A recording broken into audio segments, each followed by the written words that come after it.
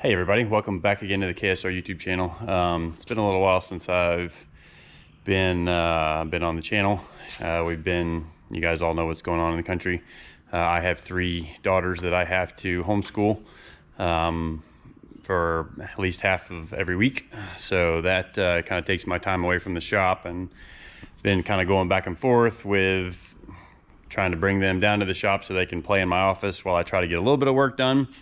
But some of you know we have the Dail truck here. I picked it up a while back, actually, at the Freedom Factory kind of reveal video.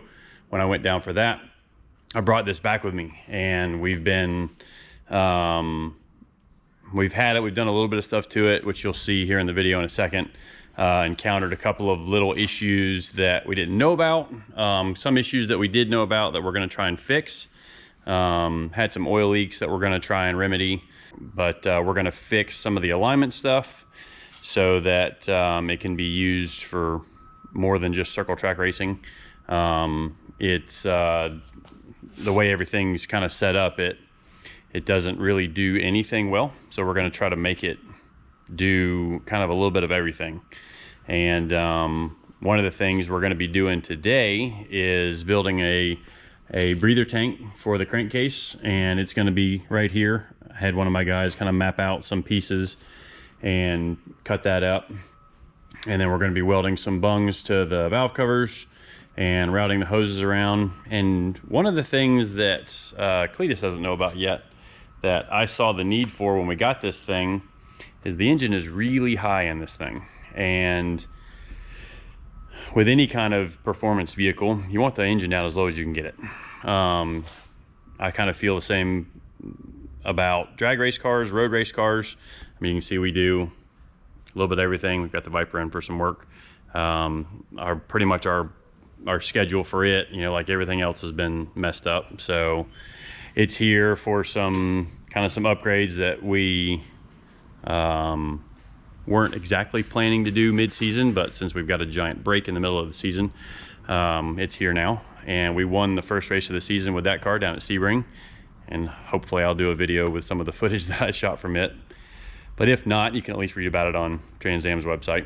So, but this thing, I mean, you can kind of see where we might have an issue once the hood is closed in this thing. So I noticed the exhaust also makes like an S curve to get down to the boom tube side pipe. So we're gonna fix that. You guys have seen Travis on the channel before. He's gonna be down here helping me out with that here in just a little bit. And we're gonna just kind of wash everything, get it clean. The valve cover breathers were leaking a little bit, so we're going to try and clean all that up, make it a little prettier, make it more functional. The pulley here was coming off a little bit, or it wasn't fully pressed on, so we got that pressed on to where the belt is now straight in line, which it didn't used to be, and it kept throwing the belt off of it. Like every time it got ripped on, it would throw the belt off of it. I mean, it's got an electric water pump, so cooling was not a problem, but you lose power steering and you lose charging when it throws the water pump.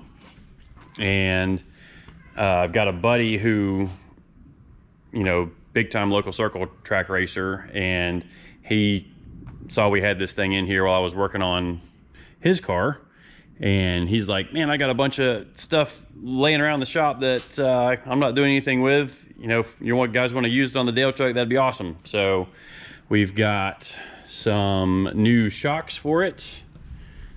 Not new, but they're good used somewhere around here. Some better shocks for it than these. He also had some slugs to be able to mess with the alignment. Okay, baby, you go get some water. Kids are down here with me. So we're gonna get that straightened out and see if we can get some better shocks on the thing. One of the things I noticed while driving it, even just barely turning the wheel to the left, this thing would fuel starve and basically shut off fuel. All right, sorry about that little interruption. Had to go take care of a kiddo. She was thirsty. I mean, kids get thirsty. So anyways, when I'm driving this thing at the Freedom Factory, even just barely breathing the steering wheel to the left, the thing would fuel starve. And you know, a lot of you guys are saying something about we shouldn't take it away from the circle track, like being set up for the circle track. Well, it's kind of like already not set up for the circle track. So the reason for that, the reason for the fuel starvation, you know, you can see our fuel cell fits there, the fuel pump's here. So you turn, you don't need any more water right now. Well, drink some more water. What? Yes, I can open it. Bring it here. Come here. Come here. All you have to do, watch. Hey, you see this lid? Boop. Pull it off? Yep, you just pull it off. You don't even have to unscrew it. You want to take that in the office with you? Okay, bye-bye.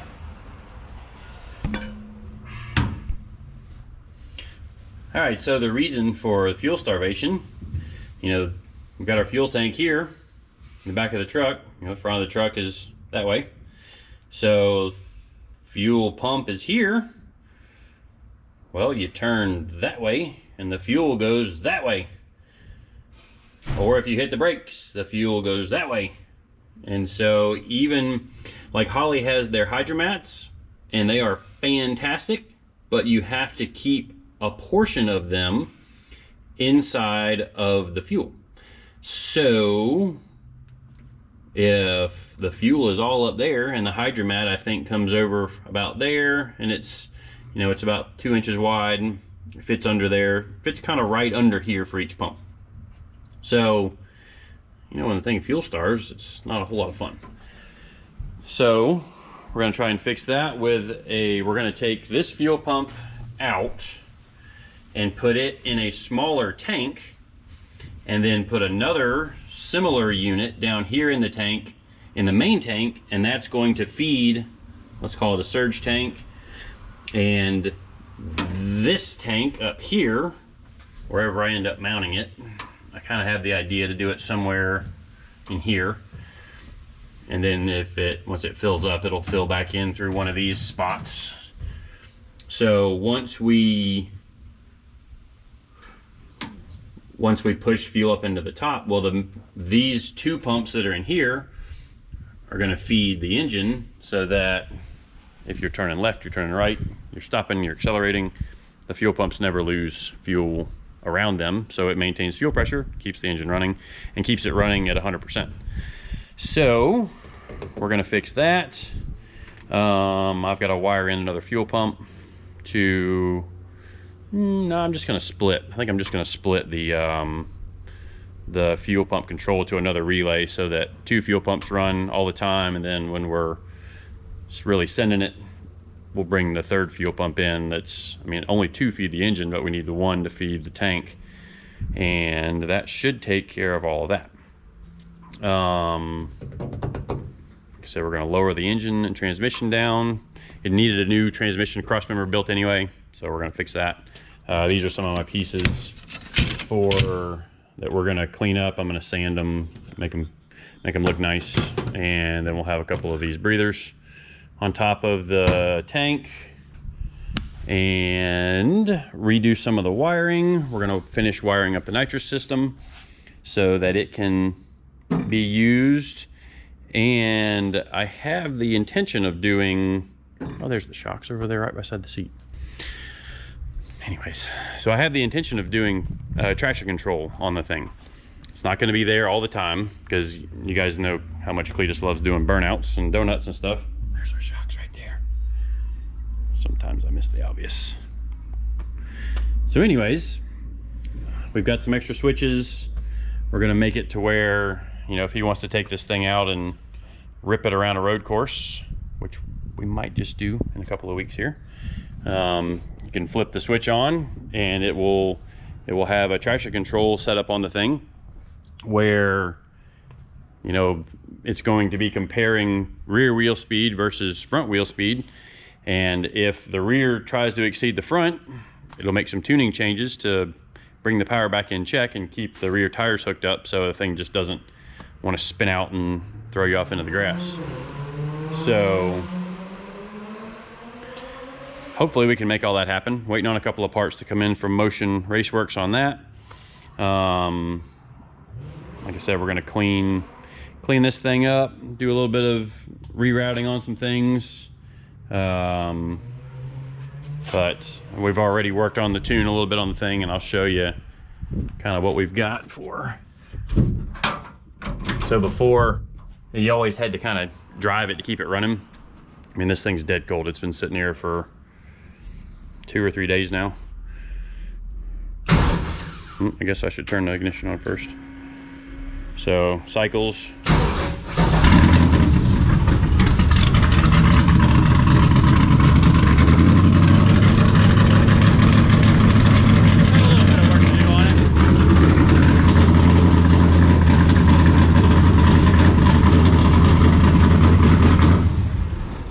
Got maybe just a little bit of touch-up work to do on the really cold start still.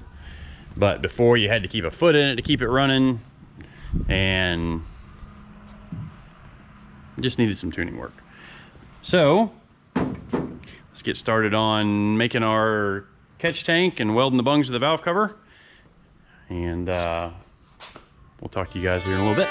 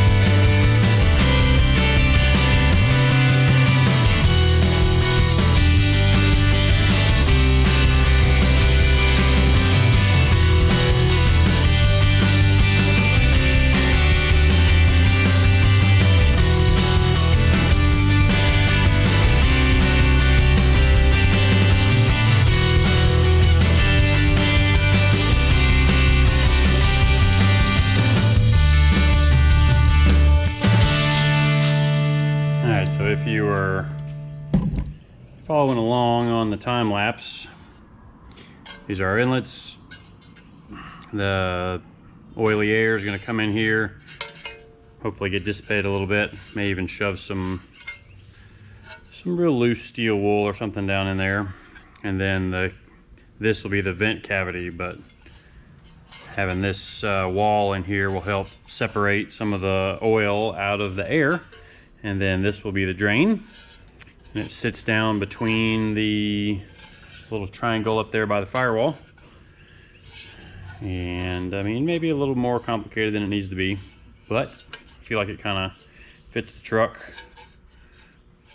And I like it when things kind of follow the lines inside of like the engine bay, or even, you know, like in the trunk of the car if you're doing other things, mounts and any of that stuff. Anything we can tie to another line in the truck, I think just looks cool. So all right, let me finish welding it up and we'll put it in the truck.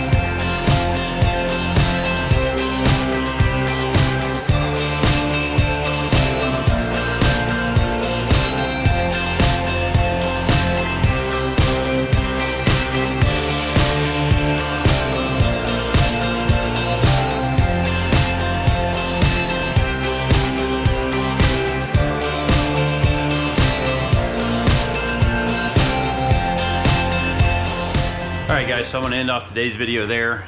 That just showed all the stuff we did for the engine catch tank that Cletus was so excited about. And I've got some more videos coming. So please subscribe to the channel and hit the bell icon, and we'll have probably a couple more Dail truck videos for the stuff that we did here in the shop. We've still got the engine to move, the surge tank to fabricate, that you know, is already finished if you've watched Cletus's video. But now that he's got the truck back, you know, you guys obviously know that work's been done, but I've got some footage of it that maybe you want to see, maybe you don't. If you do, keep hanging around, and we'll see you next time.